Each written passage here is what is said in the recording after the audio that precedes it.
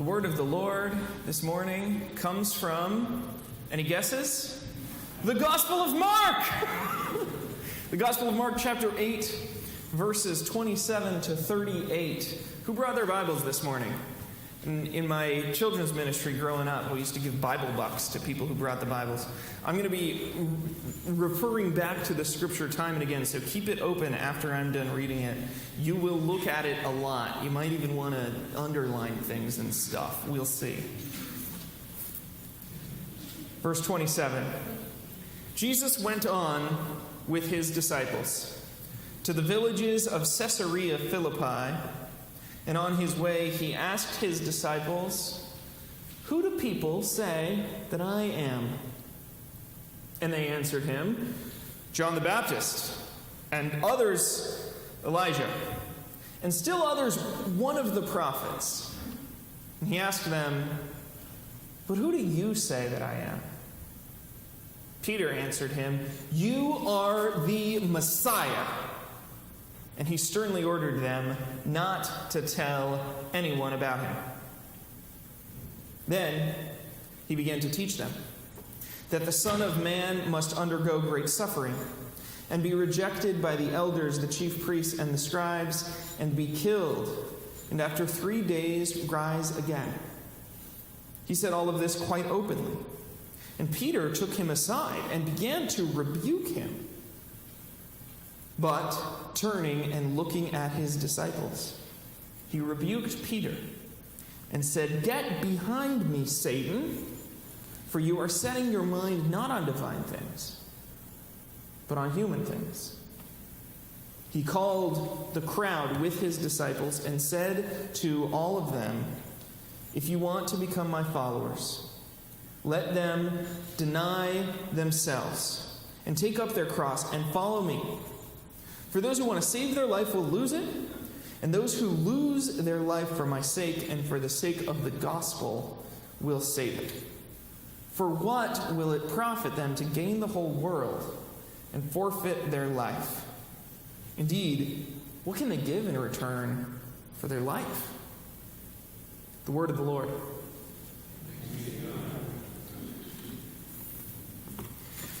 So this past week was Ash Wednesday, which means that I'm now wearing purple instead of green, and we have begun the liturgical season of Lent. In addition to beginning Lent, we've also turned the corner within our study of the Gospel of Mark. We are at the halfway point, and this is a crucial intersection in Mark. In each of the Gospels, there's a moment at which Jesus begins to turn his face toward Jerusalem. It's most present in Luke, but in each of the Gospels, it's there. There's a time when everything after this point sits in the shadow of the cross. And Jesus knows he's going to die, and there's no getting out of it, and it's just what remains of your time. And here, at this point, we have what I believe to be the thesis statement of Mark, the main point. If you recall, in our study of the book of Obadiah, I indicated to you that if you're looking in a biblical text, in a psalm, in a story or a passage, a good idea where ancient peoples tended to hide their main point is right in the center, in the middle of what's called a chiasm. So let's say something at the beginning and the end, and the second thing will match the second to last thing, and in the very middle is the main idea. Now, Mark is not a chiasm. I want to be clear about that. It's not fit in that structure. But if you fold the scroll of Mark in half, you do end up right here, and I don't think it's a coincidence. Because the whole Gospel of Mark can be seen as an elongated version of this question that Jesus asks. Who do you say that I am? Who do you say that I am? Jesus asks us repeatedly through the Gospel of Mark and challenges us to answer that question that echoes backwards in the book from chapter 8 and forwards in the book from chapter 8. Who is this Jesus guy? And at long last, after all of this bandying about with the messianic secret, Mark is going to give us the answer. The answer is written in the book. It's in black and white. And Mark gives that line to Peter, Mark's friend in life, the person who was probably Mark's eyewitness source for many of the events that Mark recorded. Peter would go over to Mark's house and say, "You won't believe what Jesus did today." And Mark would say, "Oh, I'm writing it." And that's how we got the gospel. And so Mark tells us that Peter says, "You're the Messiah." And Peter provides the clearest, credible claim of Jesus' identity that we find in the whole gospel. It's the only place where somebody that we're inclined to believe is going to say it. But we miss it at first. And if you're a non-Christian reading this, you're not going to see, "Oh my gosh, this is obviously Mark's main point." You're going to kind of read it and say, "Oh, this is a neat Jesus story," and you're going to keep reading. Because it's not until you get to the end and the resurrection has happened, or rather the crucifixion has happened, and the disciples arrive at the empty tomb, and then Jesus isn't there, and that's all Mark says about that. And he doesn't tell you what it means. And you say, "Wait a second, what's going on?" And you turn back in the book to get a sense of what's going on, and you arrive here. And it says, "Who do you say that I am?" And that little phrase that Jesus quieted down when Peter says, "You're the Messiah," you say, "You know what? I think I agree with Peter. That's what I believe." There's an idea in hermeneutics, the interpretation of texts, that there are two main types of texts. There's poetry and there's philosophy. And the idea of philosophy, if I'm doing philosophy right, the point of a philosophical treatise is that I have a thought, and it is in my head. And what I need to do is I need to get that thought, and I need to somehow get it into your head as identically as possible. I want to take this thought and I want to convert it into words on a page that represent sounds, which are vibrations in the air, and try to get that thought and convert it into that, and then send it across to you, and then you'll read it, and hopefully you will not get any more or any less information than I am meaning to send you. And if I do that really well, I've written good philosophy. That is, I've written well in philosophy. The actual quality of the philosophy depends on the idea, but on the other hand, poetry, I have a text, and I want you to read the text. And if you get to the end of the text, you'll have a better idea of how to read the text. And you can start over again and you'll be like, "Oh, I get it. The meter kind of goes this way. Okay." So the purpose of philosophy is to crack apart all those needless words and get that ephemeral truth that's hidden inside, that nugget. The point of a poem is to read the poem. Mark is functioning more as a poem here.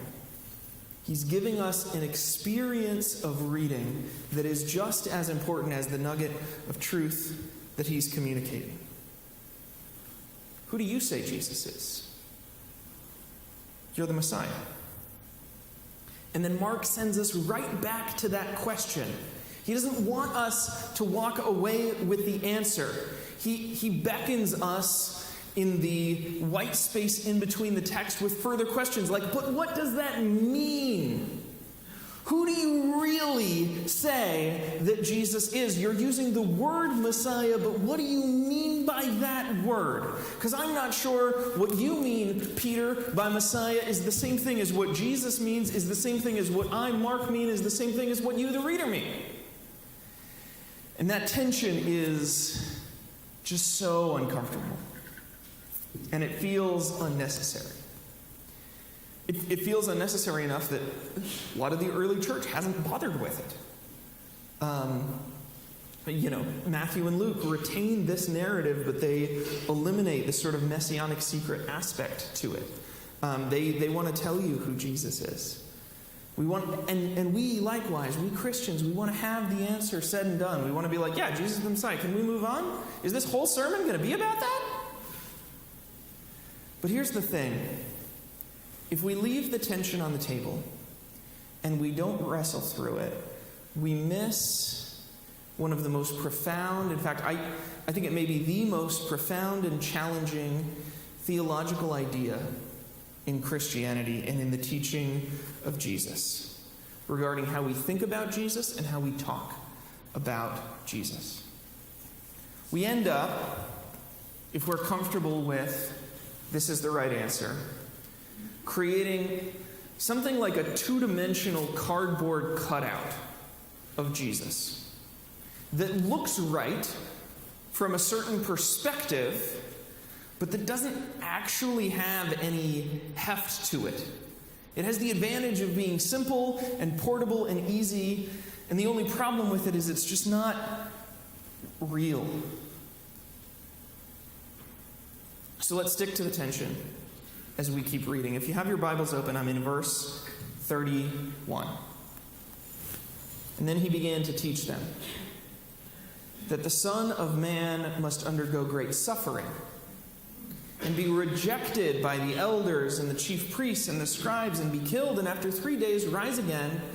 And then, can you hear the surprise in Mark's voice as he writes, he said all this quite openly.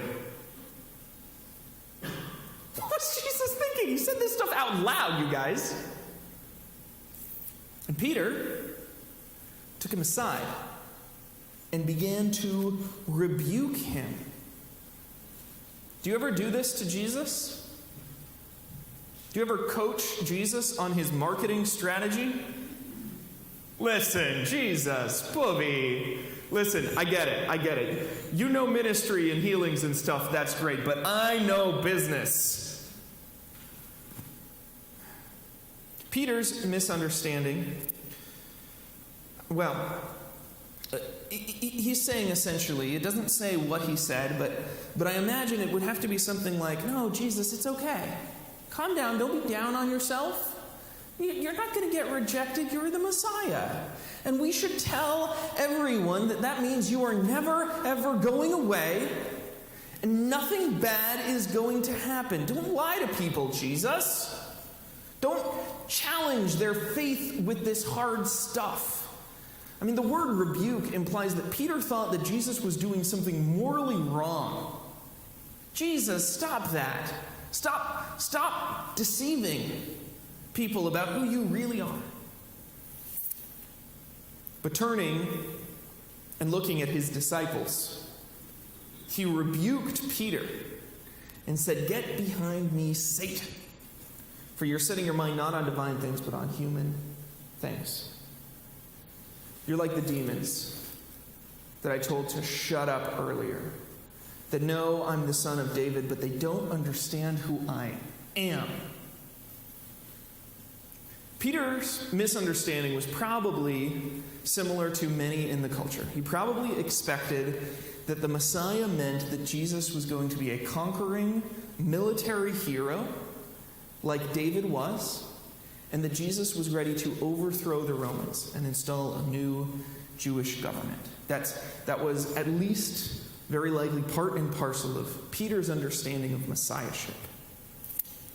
And that's probably not our mistake. But each of us, in our own way, project our own needs and expectations onto Jesus. Don't we? Jesus is the cure for your stress.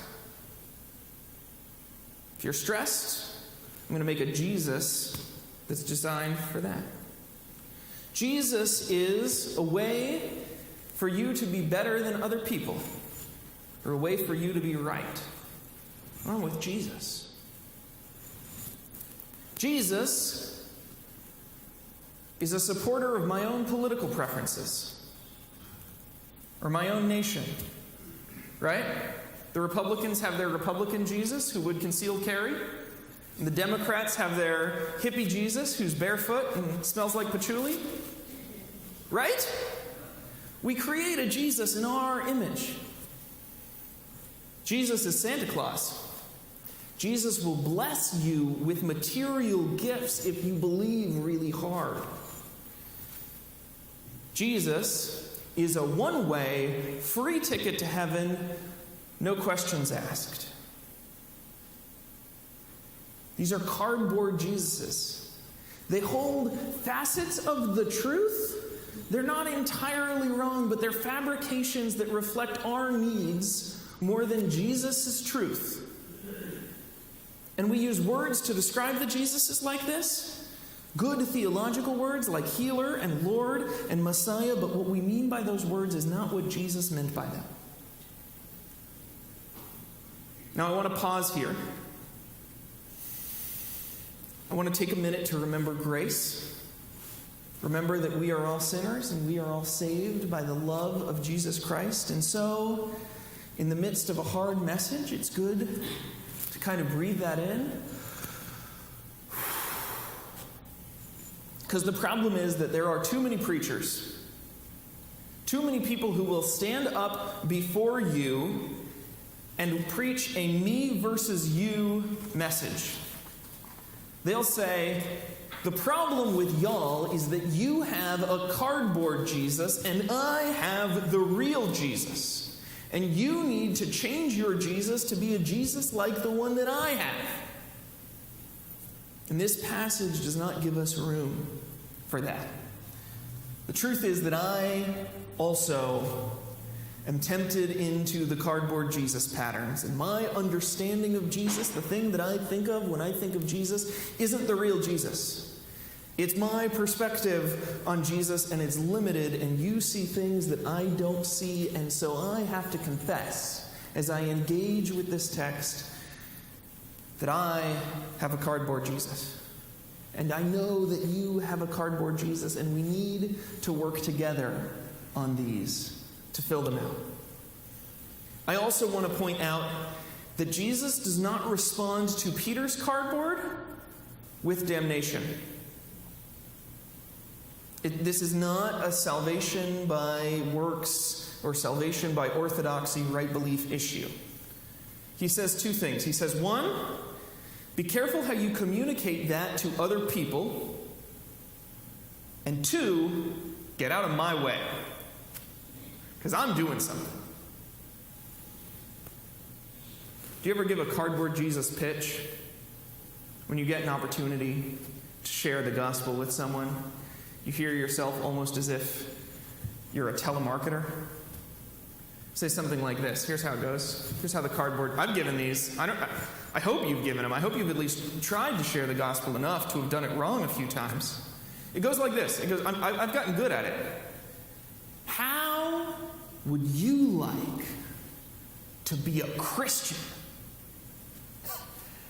It's a no obligation, absolutely free, cancel anytime ticket to blessings and riches and mental health. It'll make you prettier, smarter, better. It'll help your marriage. It'll get your kids to behave. And you will never, ever, ever be punished for the bad things that you do. Call now! Join me in verse 34. But Jesus called the crowd with his disciples and said to them, if any of you want to become my followers, let them deny themselves. Take up their cross and follow me. For those who want to save their life will lose it, and those who lose their life for my sake and for the sake of the gospel will save it. What would that pitch look like if we were to communicate that to our non-Christian neighbors and friends?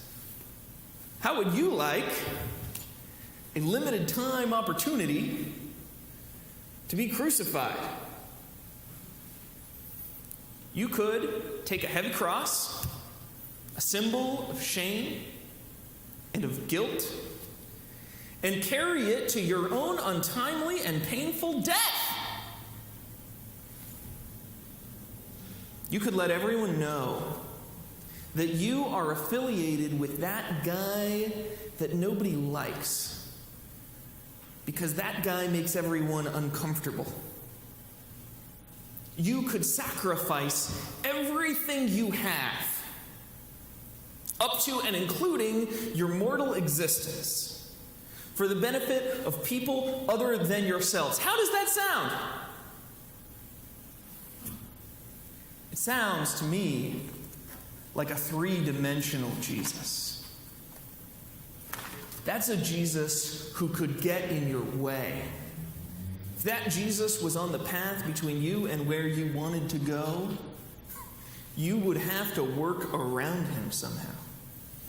That's a hard Jesus, but I think it's a worthwhile Jesus. I think that's a meaningful Jesus, a Jesus worth getting to know. I'm talking about a Christianity of moral responsibility, a Christianity for the benefit of the world. How would you like to be awakened from that blissful ignorance you are in right now, non-Christian, and become deeply and truly aware of your inherent and essential brokenness? Have you ever felt that the creator of the universe was disappointed in you personally? You could! Every day! Can you imagine that pitch? Because Jesus tells Peter in this passage, Peter, stop telling people that I am all sunshine and butterflies. I am not. Church, I want to confess to you this morning the truth that I have a supernatural friend in the sky. And if you ask him, he will enable you to have your heart broken by the things that break the heart of Jesus. Not just right now, but from now on, and increasingly, you could groan in compassion. Compassion, that means to suffer with the least of these. And always, always, always know that it's not enough. That you could be doing more. And you just need forgiveness for what you don't do. That's a Jesus that could really mess you up. That's not a Jesus who flies off the racks to customers from every possible demographic. That's a Jesus that you wouldn't buy for human reasons. It's a Jesus of divine reasons. A better Jesus. And why? Why would you be compelled to that? Why are all you in this room, since I've been hypothetically speaking to people who aren't in this room this whole time, why are you here? What's wrong with you? Well, the reason Jesus gives is kind of funny. It's in verse 36. Because what will it profit them to gain the whole world and forfeit their life? Indeed, what can you give in return for your life? What else were you going to do? I mean, honestly, what would you get? If Jesus could not get in your way and you spent your life focused on worldly things, what would you have? Say you could have the wealth of a billionaire. The richest person right now is Jeff Bezos, the CEO and owner of Amazon and Whole Foods. He became the richest man when he bought Whole Foods, and his stock jumped on both of them. I like to imagine that he told his assistant he was hungry and he wanted some Whole Foods, and $100 million later, he just got a grocery empire. I go to Whole Foods when I want to waste money. He bought them all.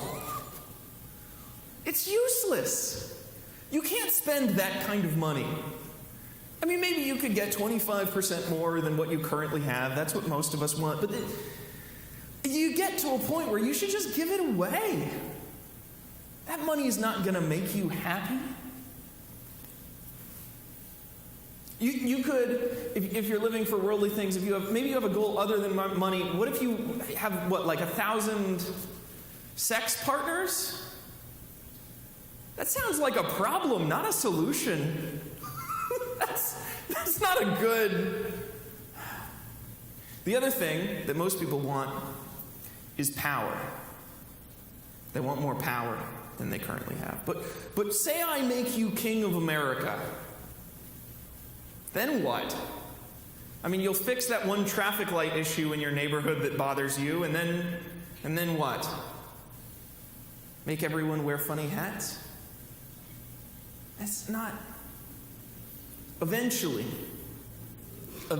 you're going to realize that whatever goal you've had in life has been a waste of time. What does it profit for you to gain the whole world and to waste your life? So, you get one life. You can't buy more. Why not do something meaningful with it? Why not do the only thing that is meaningful with it? The only thing that matters. Why not follow Jesus?